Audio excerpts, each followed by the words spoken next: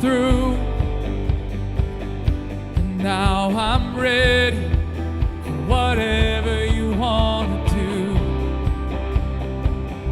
I'm moving forward to follow after you. And now I'm ready for whatever you want to do. Your presence is an open door. We want you, Lord, like never before. Your presence is an open door. So come now, Lord, like never before.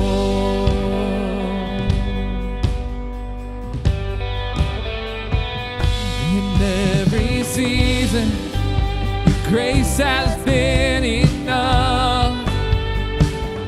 And I'm believing the best is yet to come. The cross before me, I hope on things above. And in you, Jesus, the best is yet to come. Oh, your presence is an open door. We want you, Lord, like never before. Your presence is an open door. So come now, Lord, like never before.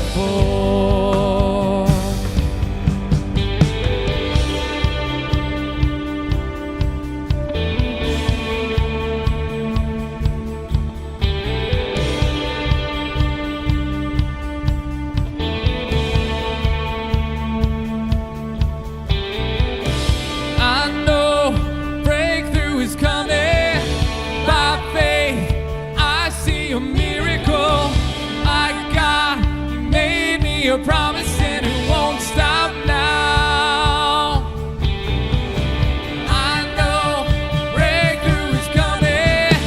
By faith, I see a miracle. My God made me a promise and it won't stop now. I know breakthrough is coming. By faith, I see a miracle. My God made me a promise and it won't stop now. I know breakthrough is coming. By faith, I see a miracle. My God made me a promise and it won't stop now.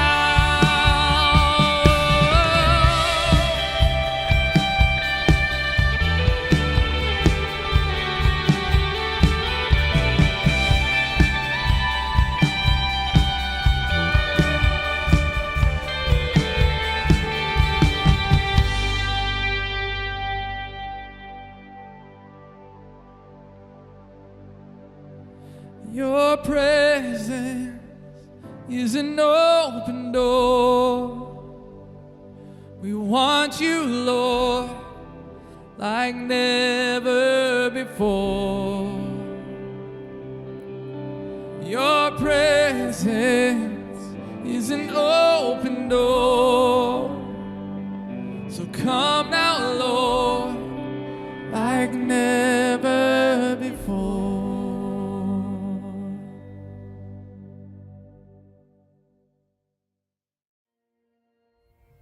Hey, welcome to Prairie Lakes Church. I'm Cody, the digital pastor here, and before anything else, we need you to hear that we are a no matter church.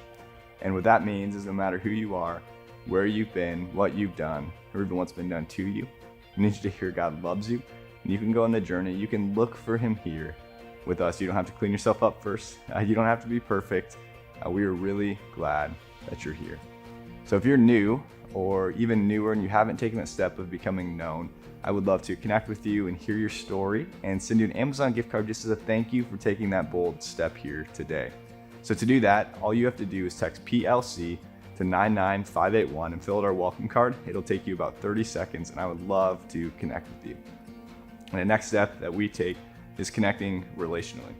And today, talking about that in the context of small groups. When you join a small group, you build community, you build friendships that have your back, and you have theirs. You have friends that are praying for you throughout the week with the ups and downs of life. So if you want to learn more about joining a group, no matter where you're at geographically, I would love to connect with you and help you take that step. So again, you can text PLC to 99581, click the I want to take a next step, and connect relationally, and I would love to help you take that. And the next step that we talk about every week is giving generously. And I just want to thank you all who have given so generously to Prairie Lakes Church and to our online campus that have made our ministry possible. So it's just cool to look back and see God's work, the fruit through our online campus and Prairie Lakes Church as a whole. So thank you for your generosity. And if you want to give to Prairie Lakes Church right now, you can do that at prairielakes.org/give. You can select your campus from the drop-down.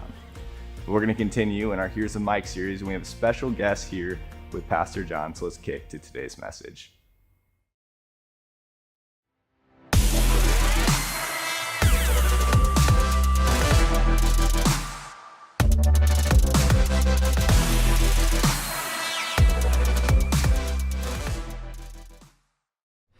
Hey, Prairie Lakes, I am here with my friend Phil Adam, and Phil agreed to do this with us, so I'm really thankful for that. Yeah, you're welcome. So, Phil, you live in Cedar Falls. What do you do? I do.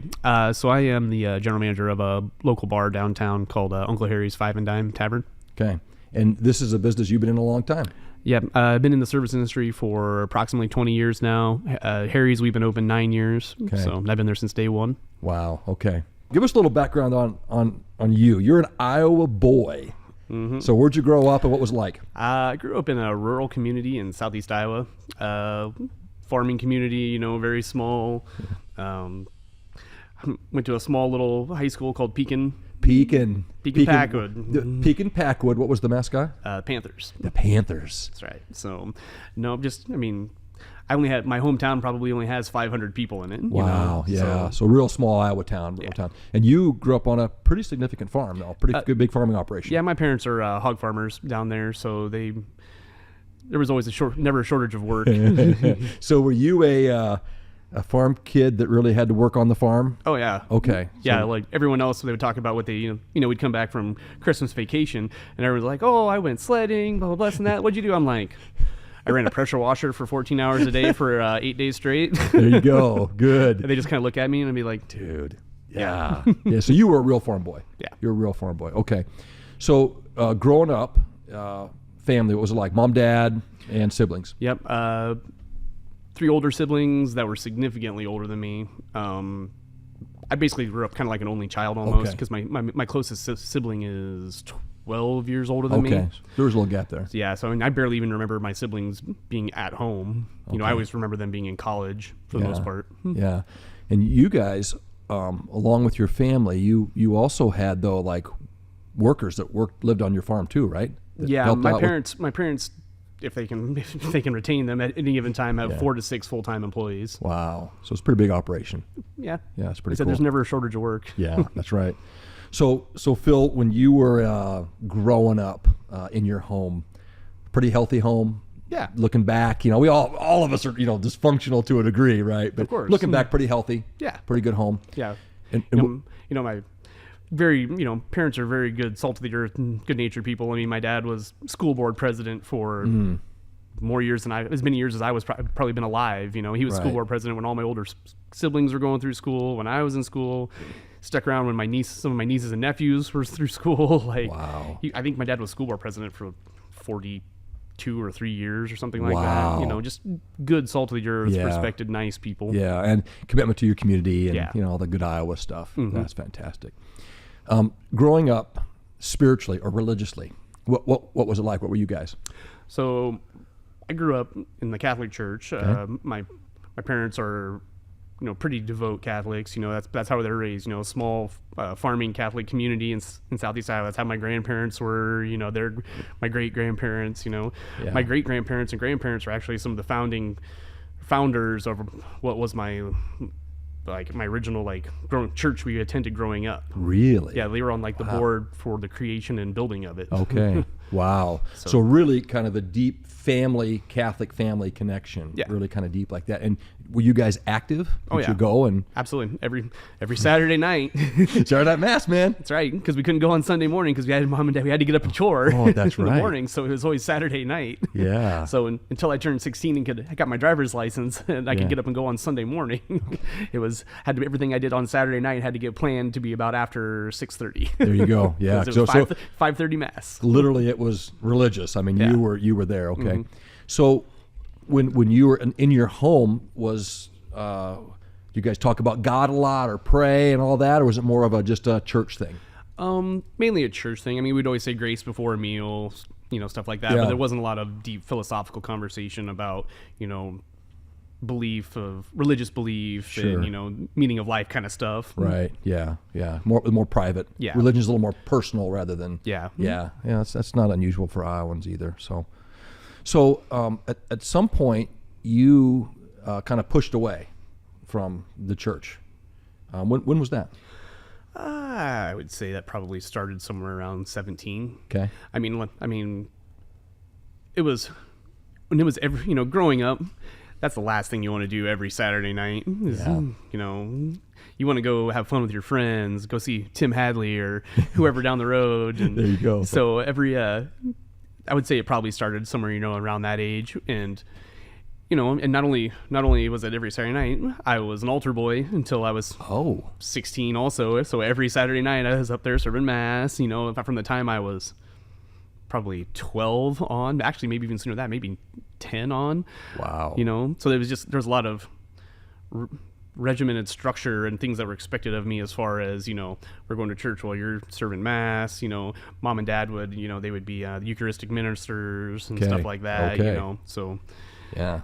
So it was you're going to go, we're going to go, this is what we do. Yeah. But then you're 17 or whatever, you can kind of make your own decision then? Well, you do what most teenagers do is they have some sort of rebellious instincts that come out. That was my rebellious instinct. It's like I've been made to do this my whole life. I don't want to do this right now. Yeah, right. So right now, when it comes to church or religion or God, what would you kind of consider yourself? What would you say? I'm Catholic. I'm Christian. I'm. How would you describe your kind of spiritual life right now? I mean, if people because every once in a while that question will be asked of me. I always say, I was born and raised Catholic. I'm just non-practicing currently. I believe that there's something out there for you. I just haven't figured out what that is for me personally yet. Yeah. I don't think you're not alone in that. There's God's out there somewhere. I'm not sure what he's like or what he does, but there's something out there. Yeah. Okay. Yeah, that's good. Middle of the road on that. I'm just not sure where I'm at, but I don't disbelieve, but I don't believe. I'm not, just haven't found my calling, so to speak, of what's going to drive me in my faith-based decisions. Yeah. And I think that's a little bit, Phil, our friendship, or one of the reasons I like you is there's some authenticity to you. You're not trying to pretend you're something you're not, but you're not, when I show up at your establishment, you don't go, oh, the pastor's here. We became friends, That's one of the things I like about you. Let's go back to high school now a little bit. Okay. So you're in high school. What kind of kid are you? The jock. Okay. You're an athlete. Okay. I grew up with a pretty amazing group of people. There a lot of really wholesome, good, solid individuals. We'd go out we'd go out. I grew up with, there was 56 people in my entire graduating class from high school. So obviously not a lot. We'd go out. There would be 20 of us that would be all out hanging out on every weekend night. And we're still to this day we all keep in touch. We're 20 plus years later. Yeah, that's pretty cool. Yeah. So you're an athlete. So you kind of would have been in the jock group, right? Yeah. If there was one. Did you stay out of trouble for the most part? Yeah. I've never been arrested, John. Come on. Well, I wasn't going the prison route here, but I mean, you have to create your own fun in Southeast Iowa sometimes a little Yeah. bit, but no, I wasn't exactly a saint, but I definitely wasn't. yeah, you weren't a complete knucklehead. No. Okay, that's good to know. All right. So you get out of high school. What happens then? What do you do? Came to UNI. Okay. So that's your Cedar Falls connection. Yep. Okay. That's what brought me to Cedar Falls. Okay. And how was UNI for you? It was good. I enjoyed my time at UNI.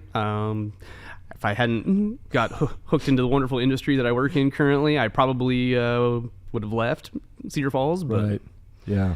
I got into this industry and I'm a glutton for punishment, so here I am. Dude, yeah, you're in a tough business right now. All right. So, Phil, let's talk about this thing called the church. Okay. You don't attend church. You don't attend Prairie Lakes, which is a real problem. Let's start with that, okay? You've been trying. You've been recruiting me. I've been recruiting hard on you for a while. But what keeps you away, Phil? What keeps you away from this thing called the church? Like I touched on before, I just don't think I've found a place for it in my life yet. Yeah. I haven't found that calling that's pulled me to have to make a decision on where my faith is and what I need from like a spiritual aspect yet. Yeah. Sometimes people, had to have a traumatic illness or they suffer a terrible loss or something, and that's like the calling that they need that inspires them Right. to find that faith-based decision. And I just don't think I've really come across that calling yet. Yeah, you haven't found yourself you haven't had an easy life, but you haven't found yourself at the bottom of the barrel going, I don't even know what to do. I'm lost. Yeah. Yeah. So that would kind of be your, I don't know. Mm-hmm. Was there anything that happened negatively with the church that made you kind of just go, There was one thing when I was probably in that 12 to 14 age range. Our church had a very charismatic pastor. He was just, very inspirational. Everybody loved him, lots of charisma. And it turned out, it came to light that he'd been embezzling bunches and bunches and bunches of money from the church. And obviously he was no longer with our church anymore, but like he was related very well to me, as a young, preteen, I guess, or whatever you call him now. Yeah. And, so that kind of stung a little bit. Like, I'd kind of put my trust in him a little bit, as a person, even on a personal level, let alone as a, religious level or pastor, and it's kind of like, really, he did that, like that kind of stung a little bit. I mean, I wouldn't say that was like a defining moment, but it was something that, left a negative impression with me. Absolutely. Yeah. And, we talk about this a lot. There's a lot of what we would call church hurt. And, people have been hurt by the church or let down by a pastor or let down by an organization. Yeah. There's a lot of that out there. Do you get into those kind of conversations at Harry's? Do you have those conversations with people? I mean, I know you're busy a lot, but well, there's rules about things you don't talk about in a bar, John. Okay, good. What is it? Religion and politics. Okay. Yeah, it never works out that way. It's almost a guarantee, and especially in today's state of affairs, somebody's going to talk about one of those two at some point. But yeah, I don't really, I haven't really encountered much of like the religious like letdown type of conversation. Okay. So okay, are there conversations about like church or Christianity or God that kind of come up? I know we have a Bible study there, so there's a little bit of that going on, but every once in a while it's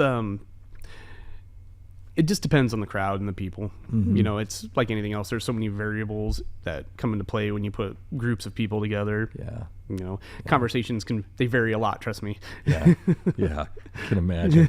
Do you feel like you're a pastor sometimes to people? And then some, pastor, guidance counselor, therapist, really parent. Actually, you have a lot of it's actually a pretty good place for to help people.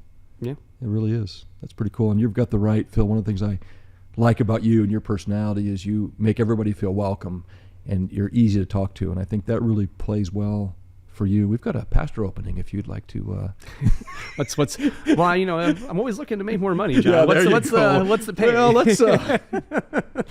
Not sure we can hit that. So, Phil, right now, when I say the word church, and and I've invited you to different times, and I try to. Obviously, I don't do it in the way that's offensive. I hope. No, you don't.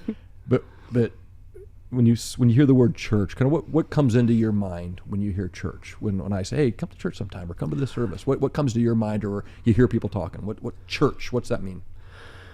What's it mean, or what do I envision? What do you think? What do you think? Yeah. What comes to you? Like instantly when some, if the first mental image that pops into my head is, the churches I attended growing up, like just the mental image of the altar and the crucifix and, like that's the first thing that pops into my head. Yeah. And then, if you want to take it a step farther, I started, want to talk about church. It's, a place of belonging and like, how do I say this? Soul searching, so to speak, sure, yeah. Soul care.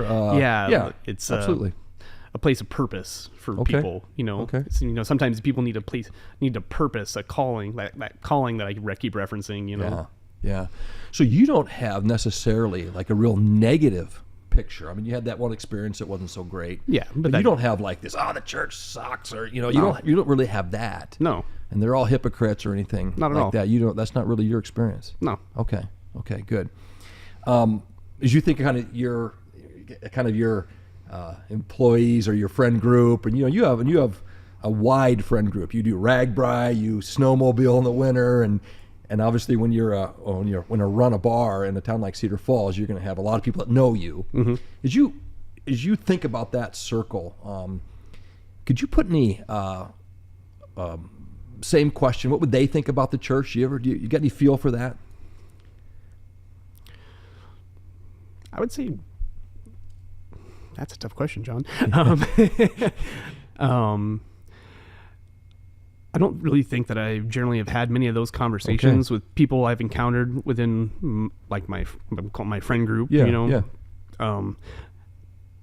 Some people that are my friends, they're not close acquaintances, they're extended friends. You have your inner circle of friends. You got a wide circle. Your inner circle of friends that you know everything about, and they know everything about you. Yeah. And then you have like that next tier of people that you know a little bit of their story or whatever. And then have people that their first names, kind of what they do, and you can joke with them, but it's not like you have their phone number. Right. There's that tier, Right. So it just depends on your relationship with somebody, to the amount of depth you want to go to as far as conversations and what you know about them and what they know about you and everything. So the people that are in that, the close circle, obviously I know, if they're, if they're religious or, if they, go to church every weekend or, whatever. Right. Do you have many people in your kind of what you'd call your inner circle of friends that are what you would call Christians or religious, or is there many in there like that? Yeah. Okay. And that's not an issue? No. They're weird in any way? Not for me. I don't know if it is for them that I'm not religious. Has there ever been people who are Christians that have invited you, or have you ever had any awkward encounters with church people or Christians? Not really, actually. Not that come to mind anyway. Okay. So in all of your, think back all the way like maybe to high school until now, have you been invited very often to church or to an event or something that would be Christian? Have you been invited? Have people tried to, other than me, tried to get their arm around you? Or have you been invited to a lot of things? Like in high school, did you have FCA? When you were at UNI, did you go to any Christian things? I went once, just whatever the thing that you used to have at at the union at UNI. Basic. Is that what? Was that what it was called? I don't know. I always remember it was on Thursday nights. Yeah, I think it was Basic. Or used to, yeah, okay. I'm going to date myself here a little bit. We're talking like 2001 here. Oh man, ancient, Phil, ancient. But I attended that once just out of curiosity. Okay. To see so what it was you all were about. Freshman, sophomore? What year? I've been a sophomore then. Been a sophomore. Did somebody invite you? No. I So just knew it. you knew about it? Knew it existed, and I just Okay. went one time just to see what it was about. Okay. And what was your impression? Honest. I a little confused. I really wasn't sure what was all transpiring. Okay. I wasn't sure what was the message exactly. Okay. Like I felt like the message was kind of muddled. Okay.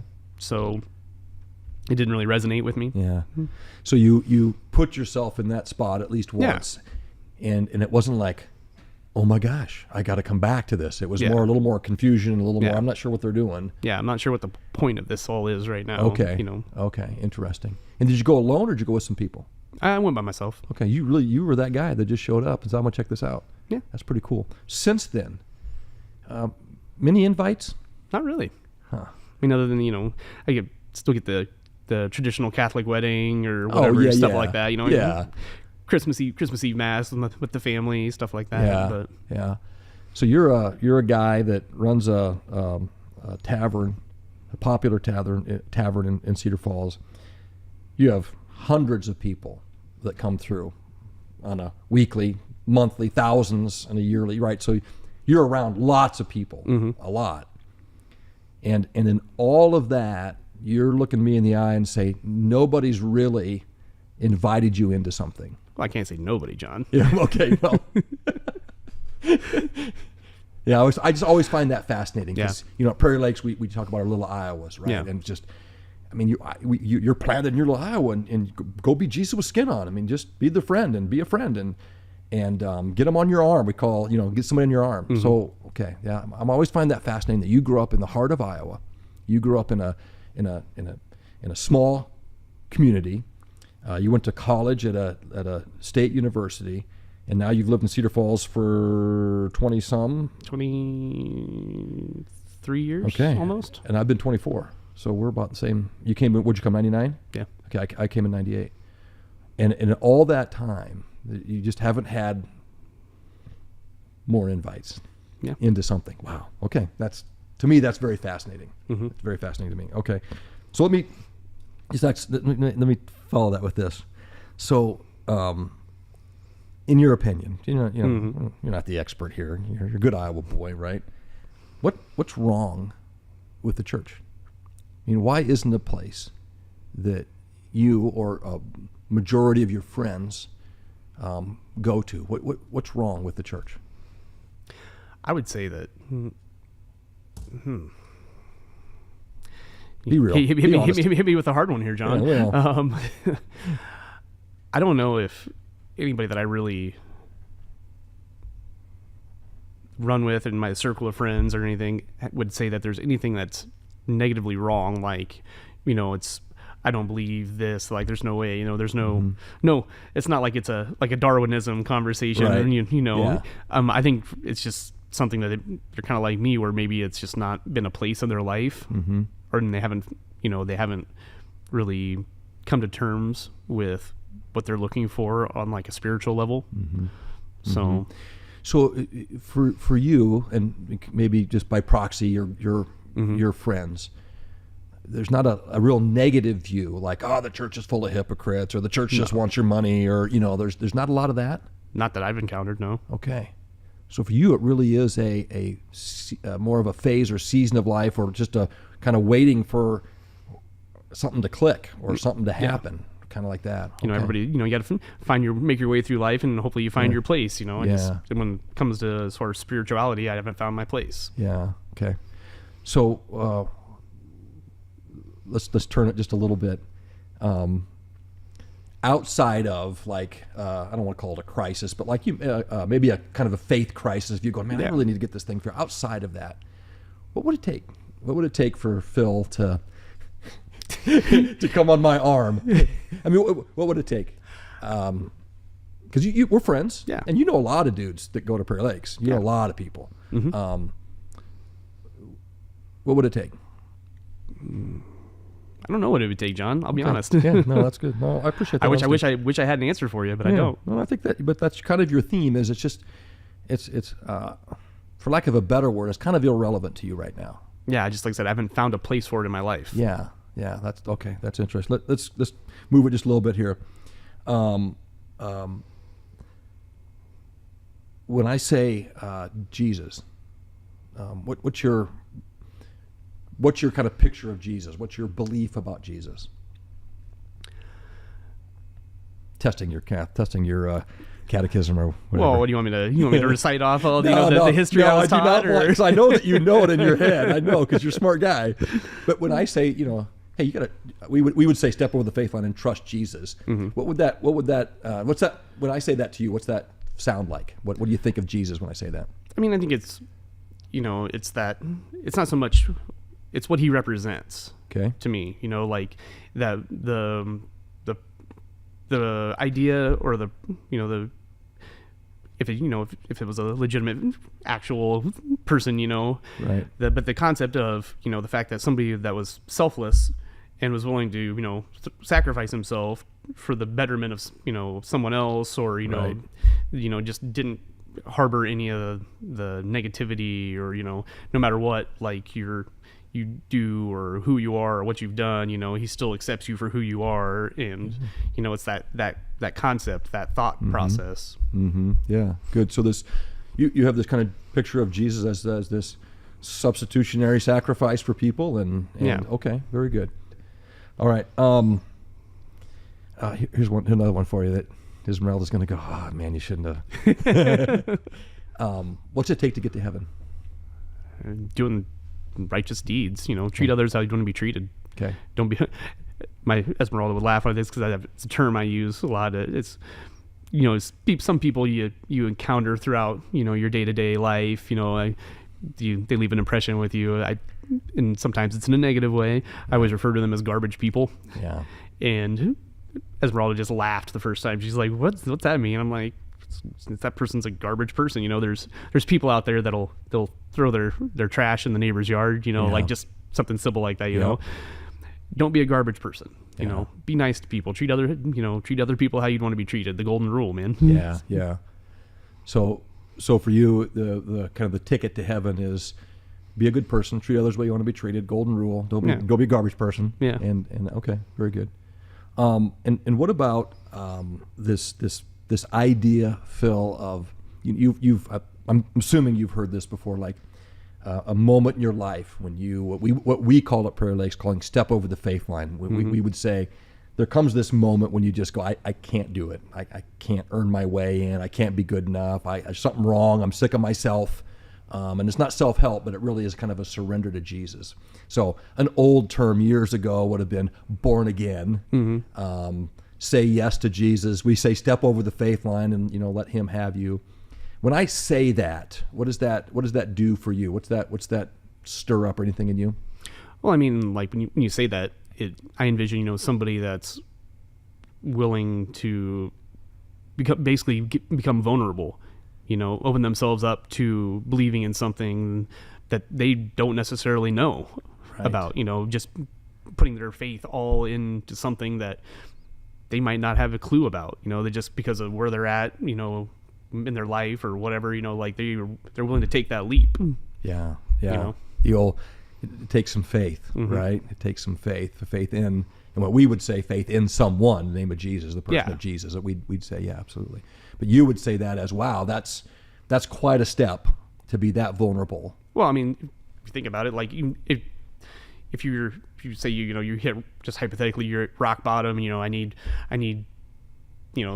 save me, looking for salvation, like you're putting faith in God that he'll, that's what's going to happen. You're going to find salvation in your belief and your acts and everything. Yep. And that's nothing wrong with that. I'm just saying, like, I feel like that's somebody making themselves vulnerable. Yeah. Like you're opening yourself up. Yeah. You really do the same thing to like in like a marriage, you make yourself vulnerable because you're willing to put your faith and trust in your partner or, something. Yeah. There's a certain level of vulnerability that comes with that. Yeah, absolutely. When it comes to, are you open, Phil, to spiritual conversations? Of course. Yeah. That's not, it wouldn't be super weird. I mean, the context always matters, right? But you should, as an adult, you should be able to have an objective conversation. Yeah. Yeah. So that doesn't push you away. You wouldn't go, okay. Are you open to, let's say, for instance, we do our Bible study at your place. And I said, Phil, you should come, you should do this with us. And, we take a passage and we talk about it and we talk about what Jesus is up to in our life. We talk about faith. And would you be open to something like that? I'm not inviting you because I don't know if I want to invite you to it or not, But, that wouldn't be like totally weird for you. You're not like opposed. Not at all. I'd sit down at the table with you and the boys and have a conversation. Yeah. Yeah. Okay. Yeah, that's good. And I think a lot of times we have people in our lives who who maybe aren't churchgoers, right? Or aren't, or like you are kind of going, I'm not sure. I'm not sure what I believe. I'm not sure what it is. And we have a tendency to kind of say no for them, like, he would never do it, And so we say no. But you have just said to me, I'd be open. I'm an adult. I'd be open to that. Yeah. Okay. That's good. That's interesting. Phil, was there ever a time in your life, from kid on, or maybe let's talk maybe more adulthood? Was there ever a time when you felt God, that you're out snowmobiling and the stars are out and you stop and you just go, oh my gosh? I've definitely had that, that sensation or that feeling of, awe and wonderment, where you're standing there, you just stop and you take everything in, and, if God created it, then that's what I'm feeling then, but I just don't know if that's what I'm feeling, Okay. Yeah. But yeah, definitely that stop that, where you just stops you in your tracks and you just, take everything in. Yeah, for sure. Yeah. That's pretty cool. One of my contentions is that every one of us is, we would say, created by God, and God's always calling us. God wants us to be His. And I have this contention that, like, no matter who you are, where you've been, what you've done, what's been done to you, He loves you. And there are just, every one of us, even the hardest of us, has those moments. Whether it's the middle of the night when you wake up and it's just something that it's either a kind of a depth or a emptiness in our soul, or it's an openness to, oh, wow, I feel very small in this giant creation. Yeah. Do you agree with that? Absolutely. Okay. Very good. There's other people out there that are in your same shoes. Lots of Iowans. What I would say, we kind of characterize as this, Phil, good Iowan. Believes in God and stuff, but doesn't really have it narrowed down, and is trying to be a good person. A good Iowan. What would you say to the people of Prairie Lakes? What would you say about how to kind of interact with guys like you? What would you say to us?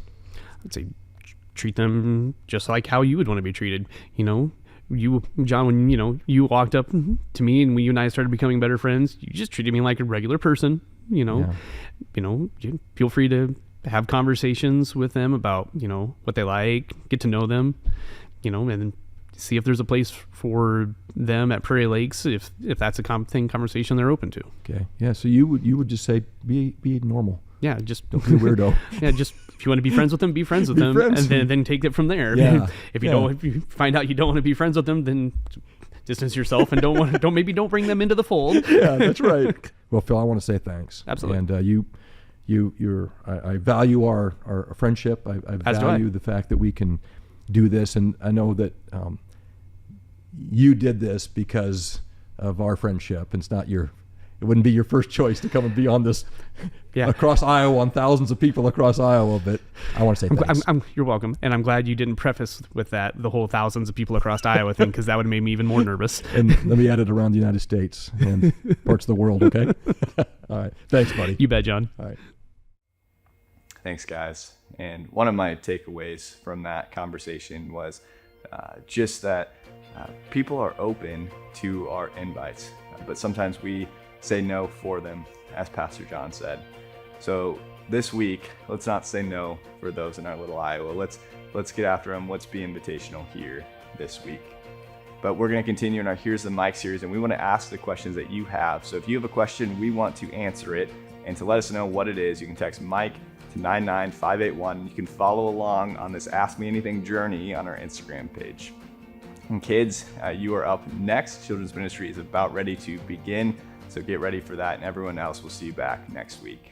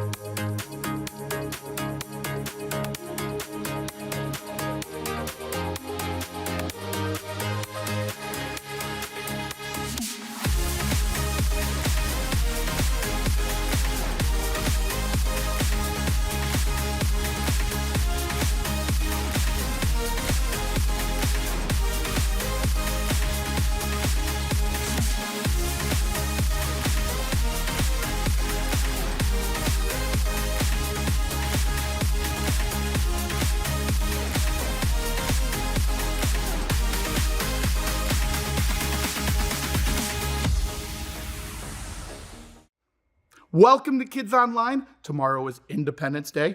Some call it the 4th of July. I am wearing all of my stuff to be ready for the holiday. I forgot. Instead of wearing my Independence Day stuff, I am wearing my all gray outfit or groutfit. I know how to fix this. All right, it's been a while, so stick with me here. Let's see, ready? Wait a minute. This doesn't seem right. Let's try it again. I'm a bird again, but at least I'm a holiday, so we're getting closer. All right, let's try again. Ready? Hot dog. Literally hot dog. This isn't what I wanted. I think we're getting closer, though, because did you know on the 4th of July that there's a guy named Joey Chestnut who last year ate 76 hot dogs in 10 minutes? That's crazy. All right, I think I got one more left in me here. Here we go. Yes!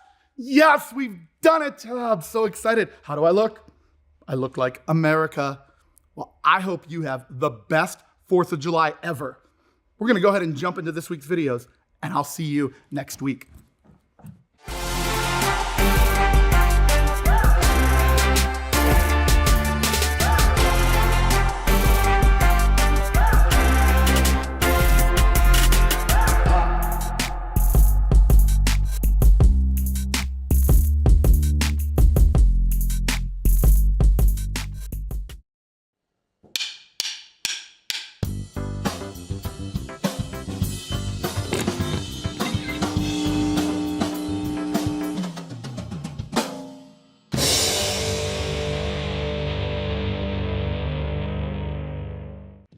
When was the last time you made a difference in this world? That sounds big, right? Like campaigning for class president.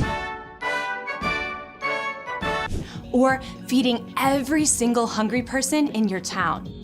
Or running a marathon in support of ending cancer. Those are great things, big things. But the truth is, you don't have to do big things to make a difference. No person is an island. Well, not quite like that. It means that all of us, every single kid and grown-up in this world, are connected. Everything you do, no matter how small, can affect someone else. You made a difference to your family this morning just by waking up. Good morning. Since you're going to make a difference no matter what you do, choose to make a difference for good. You make a difference for good when you say thanks to your mom for making your lunch. When you let another kid get in line ahead of you. When you get on FaceTime with Grandma instead of playing just one more video game. Hey, Grandma. Even the smallest action in your day can make a big difference. It's like dropping a tiny pebble in a lake. The ripples can travel further than you could ever imagine. When you let God be all you need in every breath, the power of God's Spirit can truly help you make waves. Then others will see God at work in you. That's why making waves is an amazing way to worship God with your life. Because worship is about more than just singing loud. It's all about living loud. All right, everybody, clap your hands now. Let's make some waves together. Let's change the world. Come on. God, I'm so amazed by your goodness. I love the way that you love me. I got this joy flowing deep in my soul now. Yeah. I just want the world to see. Here we go.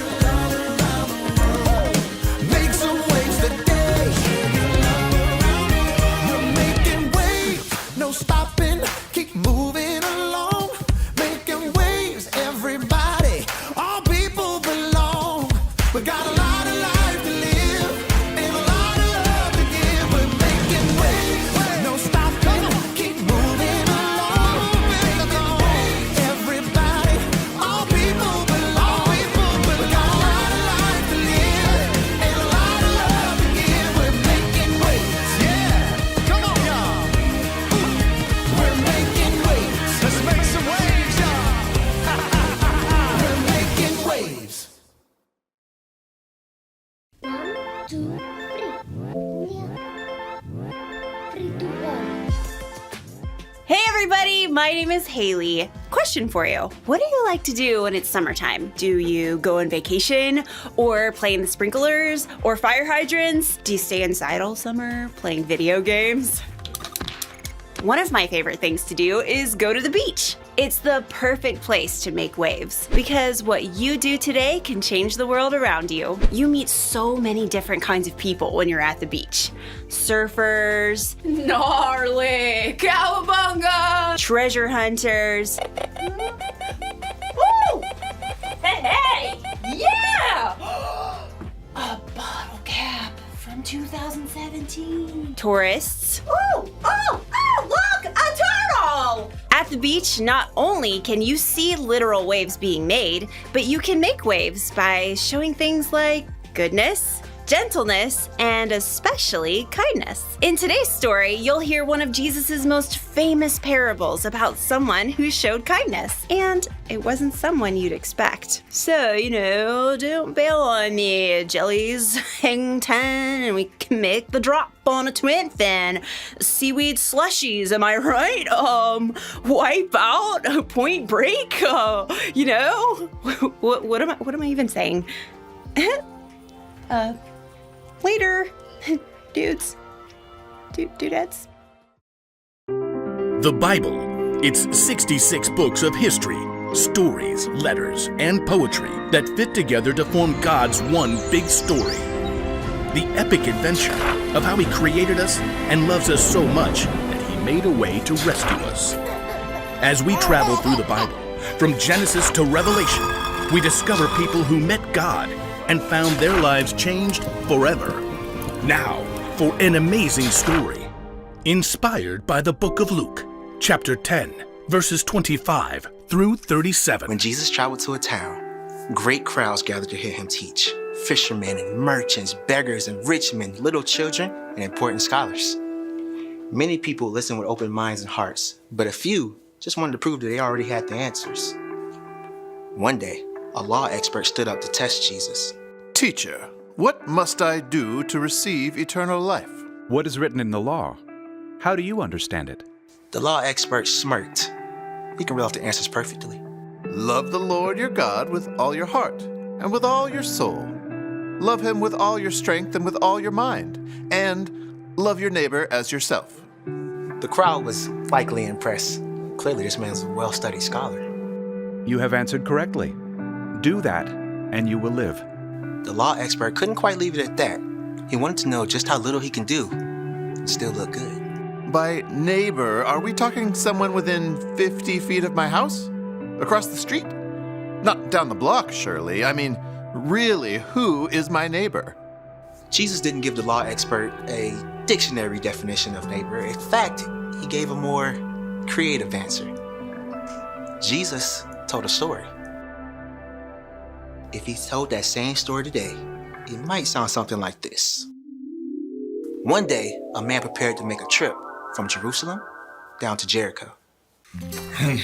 No bus, no Uber. Looks like I'll be walking. The way was steep and rugged with many twists and huge rocks. That looks like a giant egg. And that one looks like a goat. That one looks like an excellent hiding place for robbers. Ah! Stick 'em up. Get his cash. Don't forget the new shoes. The robbers stripped the man of everything. They even beat him up. They left him on the side of the road, nearly dead. Help! Help, please! The hot sun beat down on the injured man. He was too weak to even crawl.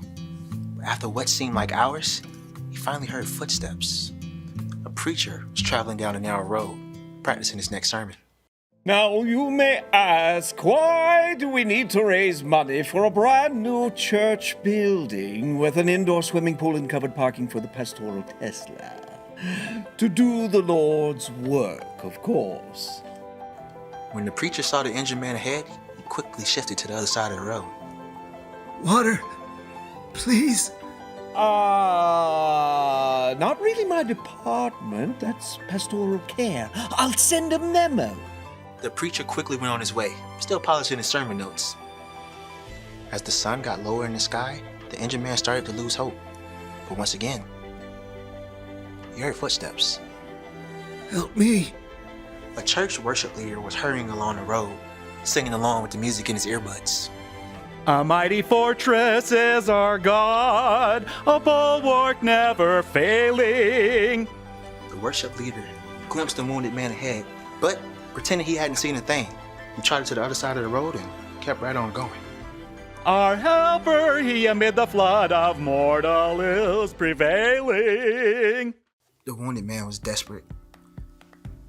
The sun began to set as another traveler came along. The man tried to lift his head. Perhaps he could see the approaching stranger. Oh no. The stranger was a man from the nearby region of Samaria, even though they shared the same ancestors. The Jews and the Samaritans hated and mistrusted each other for hundreds of years. But unlike the preacher and the worship leader, the Samaritan stopped when he saw the wounded man. Oh no! The Samaritan felt compassion for the injured man. He slid off his motorcycle and used his first aid kit to clean and bandage the man's wounds. Let's get you someplace safe. Carefully, the Samaritan laid the injured man across the back of his motorcycle. Easy now. You take it slow. By the last light of the setting sun, the Samaritan brought the wounded man to an inn and made sure he had a good bed to sleep in for the night. The Samaritan found the innkeeper.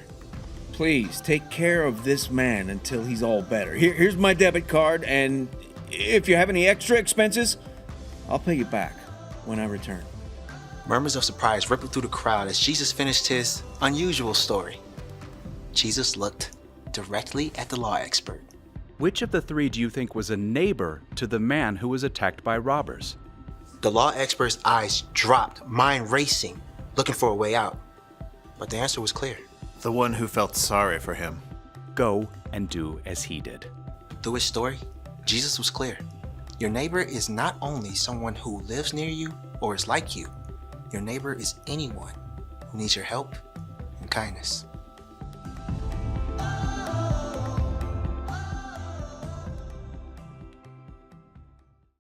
Showing kindness to someone can be easy, especially when that someone is a lot like you. But Jesus' parable reminds us that we should be kind to everyone, even people who are different.